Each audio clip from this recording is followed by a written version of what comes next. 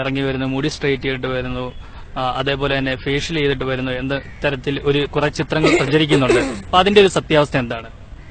ഇന്നൊരു ഞാനൊരു ബ്യൂട്ടി പാർലറിലും പോയി ഫേഷ്യലി ചെയ്യുവോ ഒന്നും ചെയ്തിട്ടില്ല. പിന്നെ മുടി ഞാൻ പെരുമ്പാവൂരുള്ള സീമാസിന്റെ അടുത്ത് അവിടെ തയ്യൽക്കടയുണ്ട്, ബ്യൂട്ടീഷ്യനുണ്ട്, എല്ലാം ഉണ്ട്. പക്ഷെ ബ്യൂട്ടീഷ്യൻ മാത്രം ഞാൻ ചെയ്യാറില്ല, ഇതുവരെയും ചെയ്തിട്ടില്ല. കാരണം ജനിച്ചപ്പോ കാരണന്മാർക്ക് നല്ല ഭംഗിയുണ്ട്, കോലമുണ്ട്. അപ്പൊ ഇത്രയും കാലം എന്ന് പറഞ്ഞാൽ എന്റെ കാര്യങ്ങൾ എനിക്ക് നോക്കാൻ പറ്റിയില്ല, സമയമില്ലായിരുന്നു.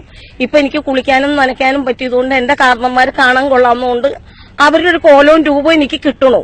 അതുകൊണ്ടാണ് അത് ബ്യൂട്ടീഷ്യൻ ചെയ്തിട്ടല്ല, ആ സൗന്ദര്യം ദൈവം തന്നാണ് ഭംഗി. കാരണന്മാര് ജനിപ്പിച്ചപ്പോ കാരണന്മാരൊരു ഭംഗിയാണ് എനിക്ക് തന്നേക്കണം. പക്ഷെ ബ്യൂട്ടീഷ്യൻ മാത്രം ഞാൻ ചെയ്യാറില്ല, ഇതുവരെയും ചെയ്തിട്ടില്ല. കാരണം ജനിച്ചപ്പോ കാരണന്മാർക്ക് നല്ല ഭംഗിയുണ്ട്, കോലമുണ്ട്.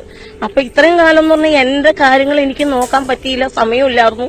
ഇപ്പൊ എനിക്ക് കുളിക്കാനും നനയ്ക്കാനും പറ്റിയതുകൊണ്ട് എന്റെ കാരണന്മാർ കാണാൻ കൊള്ളാവുന്നതുകൊണ്ട് അവരുടെ ഒരു കോലവും രൂപവും എനിക്ക് കിട്ടണു. അതുകൊണ്ടാണ് അത് ബ്യൂട്ടീഷ്യൻ ചെയ്തിട്ടല്ല, ആ സൗന്ദര്യം ദൈവം തന്നാണ് ഭംഗി. കാരണന്മാര് ജനിപ്പിച്ചപ്പോ കാരണന്മാരൊരു ഭംഗിയാണ് എനിക്ക് തന്നേക്കുന്നത്. അത് ഞങ്ങളുടെ വീട്ടിലെല്ലാവർക്കും അത്രയും കോലമില്ലാത്ത പെണ്ണുങ്ങളൊന്നും അല്ല, എല്ലാവരും കാണാൻ കൊള്ളാവുന്നതാണ്.